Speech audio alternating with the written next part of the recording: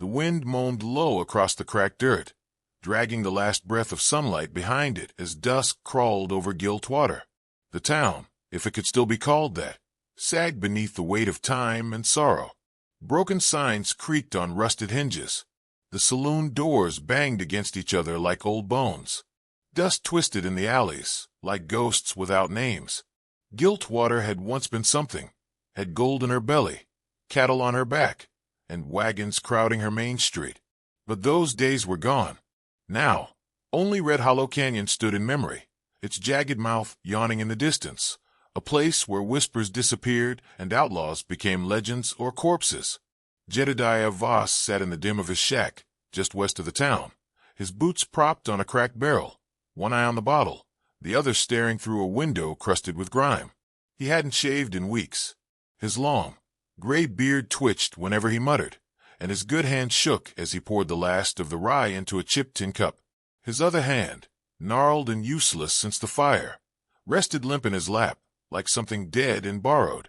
Once folk spoke his name in low tones: Scout, Gunslinger, the Viper of Red Hollow. Now they called him drunk, hermit, madman. He preferred it that way. Men who got too close tended to bleed for it. Besides, he'd buried enough already. His wife, his daughter, his name. The knock came like a crack of thunder. Jed froze. Not the wind. This was bone against wood. Measured. Weak.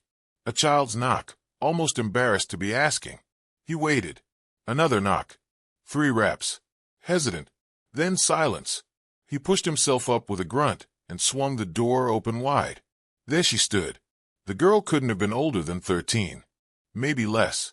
Her hair hung in tangled ropes around her shoulders, the color of sand dragged through soot. Her dress was nothing more than stitched patches, clinging to a starving frame. Her lips were cracked, her eyes too big for her face. One shoe was missing. "My mama just died," she said, voice thin as pine smoke. "Can I stay one night?" Jed stared at her. For a long second, something twitched in his chest, but he smothered it quick. "You ain't my problem," he said, and stepped forward. "You don't knock on my door." She opened her mouth to say more, but he slapped her, hard and fast, like swatting a fly. She staggered back, hand flying to her cheek. The wind caught her hair as she turned, and she took a step into the dust, then another. No scream, no protest. Then a sound. A sob, not loud, not pleading. A sound that came from somewhere deep. A wounded animal's cry. Small, strangled, full of something ancient and aching. Jed froze. That sound tore through the ears, tore straight through fire and smoke and the scent of charred wood. He saw her again, his daughter, Rose, barefoot and burning, crying out as the cabin fell. He hadn't reached her in time. He never reached anyone in time. The bottle fell from his hand and shattered on the floor. He cursed low, under his breath. His boots dragged through dust as he stepped out onto the porch. She was still walking away, head down, arms wrapped around herself, like she was trying to disappear inside her own skin. "Wait," he said, voice cracked like his knuckles. She didn't hear him. "Girl." She stopped. He exhaled slow, like it hurt. "You can stay one night." She turned just slightly. Not all the way. Her eyes didn't meet his. Inside, the fire burned low. He stirred it, threw in a log. She stood near the door, like a stray dog that expected the boot. "You eat?" he asked. She shook her head. He fished a can of beans from the cupboard, opened it with a rusty blade, and tossed it into a dented pan. "What's your name?" She stared at the flames. "Clara. That all. My mama called me Clara May." "Clara May," he repeated slow. The name sat rough on his tongue, like it didn't belong there. She didn't ask questions, didn't beg, didn't cry again. She sat on the floor, knees to her chest, eyes unmoving, not like a child, like something watching the world from the edge of it. The silence stretched long. Jed handed her the tin plate, with shaking fingers. She took it without thanks. Ate slow, careful, like every bite might vanish if she blinked. "How'd she die?" he asked finally. Clara's spoon paused midair. "They came," she whispered. 3 of them. Big hats. One had a scar across his chin. Mama told me to run out the back. I did." He nodded, jaw tight. She didn't add more, and he didn't press. Her words were full enough. Outside, the wind picked up, whistling across the plains like a warning. Somewhere distant, thunder growled. "You got family?" he asked. "No." "You sure?" She nodded. He rubbed his beard. "I ain't got space for a kid. I ain't got time either. I just asked for one night." She pulled the thin blanket tighter around her shoulders. The fire popped. The wind howled. He watched her a while. Her eyes never drifted shut, even when she lay down on the floorboards. Her lashes twitched like she was dreaming with her eyes open, or afraid to sleep. Jed didn't sleep much either. He sat in his chair, staring into the coals. His bones ached like they always did, but something else sat in his gut, heavier than rye, meaner than regret. When the storm broke near midnight, lightning cracked over the canyon like God splitting the sky. Thunder chased it hard. Rain pelted the windows, and the old shack groaned. Jed rose to close the shutters and froze. Out on the ridgeline, just beyond the edge of his land, a figure stood on horseback. Dark, still, watching. He blinked. The lightning flashed again. The figure was gone. He shut the window tight, heart drumming like hooves. He stood in the dark for a moment, listening to the storm and the quiet breathing of the girl on the floor. Something had come with her. He could feel it in his teeth. He turned back toward the fire. Just one night, she'd said. He had the cold, gut deep feeling it wouldn't be. The morning crept in slow, dragging behind it a blanket of gray clouds and the promise of thunder. Jedediah Voss woke to the sharp scent of wood smoke and the faint sizzle of something cooking. He blinked away the crust of whiskey-sick sleep and turned toward the stove. Clara May stood there barefoot, sleeves rolled to her elbows, frying eggs in the old iron pan like she'd always belonged. No words, no fuss, just a girl working with hands too practiced for her age, eyes too old for her face. Jed sat up in his chair, joints cracking like brittle twigs. "You know how to cook?" She didn't turn. "I cook most days. Mama was sick for a while before they came." Jed rubbed his eyes. "You could have woke me. You needed sleep more than I did." He said nothing, but watched her, studying the way her shoulders rose and fell in quiet rhythm. She was bone-thin, but there was steel underneath. He could see it now, barely concealed behind the way she stirred, scraped, served. She set the plate down in front of him, without a word. Then one for herself. They ate in silence, broken only by the hiss of rain starting to spit against the windows. "She was running from someone," Clara said finally, without looking up. Jed stopped chewing. "Men in black coats. Mama said if they found us, they'd burn everything. Said they had before." Jed swallowed hard. "Blackridge." She nodded. That name hadn't passed his ears in near 20 years. The Blackridge gang. Like smoke on the wind, they came and vanished. Burned farms, killed families, took what they wanted, left no trail but ashes. Led by a man the law wouldn't even speak of anymore, Duke Raleigh. Jed leaned back, the fork heavy in his hand. "Your mama, what was her name?" "Lena Wren. Folks called her Lenny." Clara poked at her eggs, then set the fork down. "You knew her?" His gaze drifted to the cold hearth. "Not well. Just once, long time ago."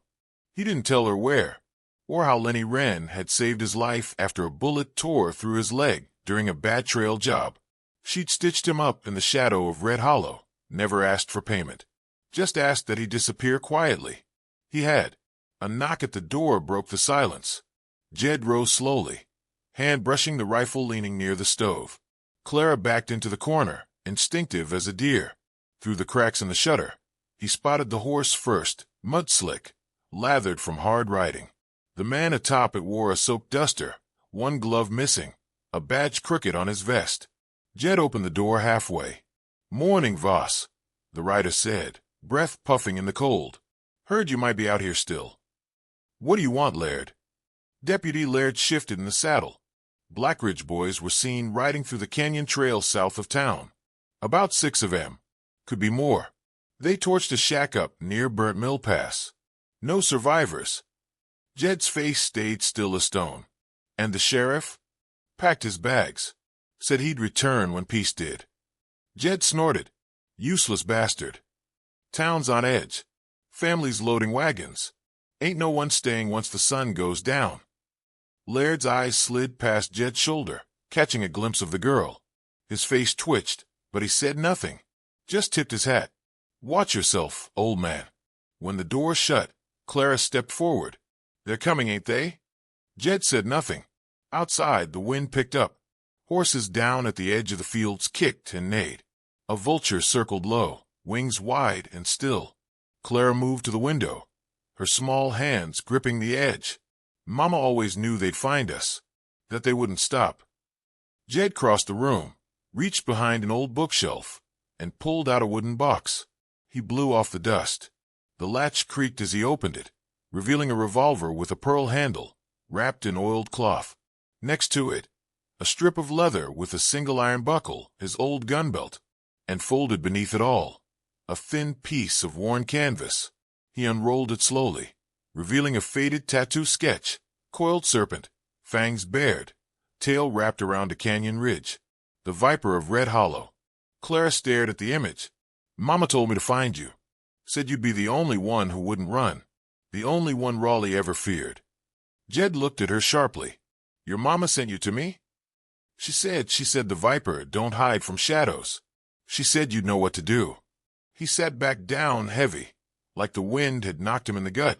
That name's been buried a long time. She believed in you. Your mama shouldn't have. The rain hit harder now, clattering on the roof like war drums. Thunder rolled in behind it, low and long. Clara didn't flinch. She told me Duke Raleigh had a scar down his face from the knife you gave him. Jed's eyes narrowed. He give you that story, too. She said it was the day you stopped being friends. His jaw tightened. We weren't friends. We were boys with guns. That's different. She walked over to him, her feet silent on the wooden floor. Did you really leave him in the canyon to die? He didn't answer. Not with words. His silence was louder than thunder. You're the only one left, she said. Mama said if anyone could kill Duke Raleigh, it was you. Jed looked down at his hands. The right one still strong, still calloused. The left gnarled, ruined from the fire, burned to near bone. He flexed it. Useless. I'm no hero girl, he muttered. I'm a ghost with bad hands. Clara tilted her head, eyes sharp, unwavering. Then it's time a ghost haunted someone. Outside, lightning split the sky in half. The storm had arrived. But inside, it was something else entirely that began to stir, something slow and dangerous, rising like smoke from old ashes. A man once dead pulling breath again. Not for glory, not for vengeance, for something smaller, fiercer. A promise. The wind came first, dry and angry, clawing at the shutters like something wild trying to get in. Dust flew in sheets across the prairie, curling around the ranch house like a noose tightening by the hour. Jed Voss moved through the cabin with purpose, his old legs steady now, his hands no longer shaking. He barred the doors, nailed boards across the lower windows, and rolled barrels against the back entrance. He dug up the buried rifle beneath the floorboards, wrapped in oilskin and memory. The iron still held weight, though it smelled of rust and regrets. He cleaned it by lantern light, hands steady, eyes far away. The storm outside howled louder, but he didn't flinch. The wind had no teeth he hadn't felt before. Clara worked beside him, without being asked. She filled the canteens, set a bucket near the fire, loaded the stove. They didn't speak much. They didn't have to. Down in Giltwater, the town buckled. Windows slammed shut, curtains drawn. A dog howled somewhere, and no one shushed it. Everyone knew what was coming. They'd seen smoke to the north, black and thick.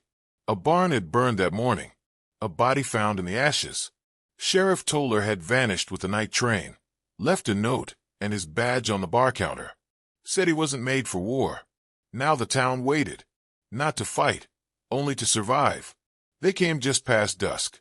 5 riders, slow and deliberate, emerging through the curtain of dust like wraiths, each dressed in dark leather and scars, their horses lathered and snorting. At the center rode Duke Raleigh. His black duster flared in the wind like wings. His hat was low, hiding eyes like coals. The scar down the left side of his face split his mouth when he grinned, giving him the look of something half dead and still hungry. Twin silver revolvers hung low on his hips, worn from use but polished like trophies. They dismounted just beyond the fence, boots sinking into the dry earth. Jed stood on the porch, rifle across his chest. He didn't speak. Duke looked up at him and smiled. "Evening, Voss. Thought you were dead. Still working on it." Duke's grin widened. "I'm here for the girl." Jed tilted his head, expression unreadable. "Don't know what you mean." Duke nodded to one of his men, who stepped forward, holding up a scorched shawl. "Clarice. She left this near burnt mill, after her mama bled out." Jed didn't flinch. "You burned the whole county just to chase one girl?" "She saw what she wasn't meant to. Lenny should have kept her mouth shut. She was your ally once." Duke shrugged. "Loyalty's expensive, and short-lived." Jed looked down at them, quiet. "Girl ain't here." Duke's eyes narrowed. "Don't lie to me, Voss. You always were a poor liar." Behind the door, Clara crouched in the dark, holding her breath. Her hand gripped the wood of the pitchfork they'd hidden in the shadows. Through a crack in the boards, she saw Jed shift his weight, subtly. His boot slid back, and she saw it.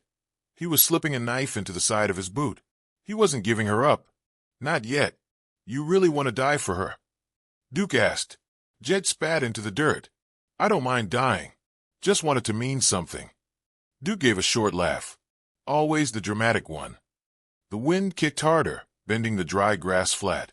Thunder grumbled in the distance, echoing off Red Hollow's spine. Jed remembered another wind like this. Years ago. A train robbery gone sideways.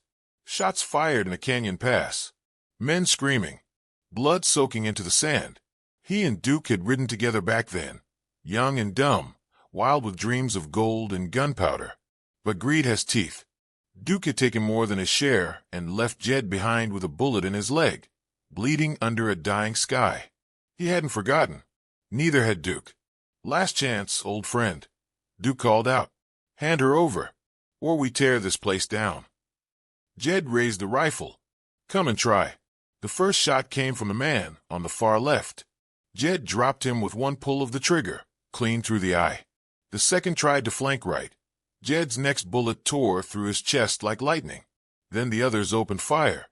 Bullets ripped into the walls. Wood splintered. Jed ducked low and moved fast. Age be damned. He fired twice more but missed. A shot cracked through the doorway and struck his shoulder. He staggered back, gritting his teeth. The pain was hot, deep. "Voss!" Duke's voice roared through the smoke. "You're bleeding, old man." Jed didn't answer. He dragged himself behind the table, reloaded slow. Clara slipped through the back door and into the barn. She'd seen Duke circling left, alone now, creeping toward the back like a wolf sniffing blood. She crouched behind a hay bale, clutching the pitchfork with trembling hands. The barn door creaked open. Duke stepped inside, quiet as dusk. He didn't see her. When he passed, she lunged. The pitchfork drove into his thigh. He screamed a raw, feral sound and turned, backhanding her hard across the face. She crumpled but didn't cry. Just curled, ready to swing again. Duke pulled the fork free, bleeding and snarling. "You little." He raised a boot to crush her. Jed's voice rang out behind him. "Get away from her."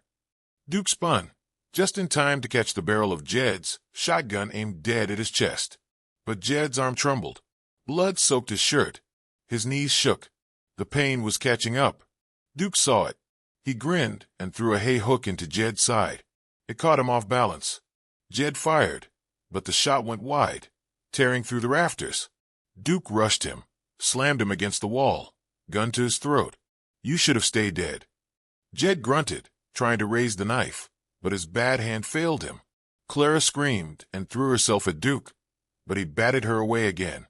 In one smooth move, he holstered his pistol, grabbed Clara by the wrist, and dragged her out into the storm.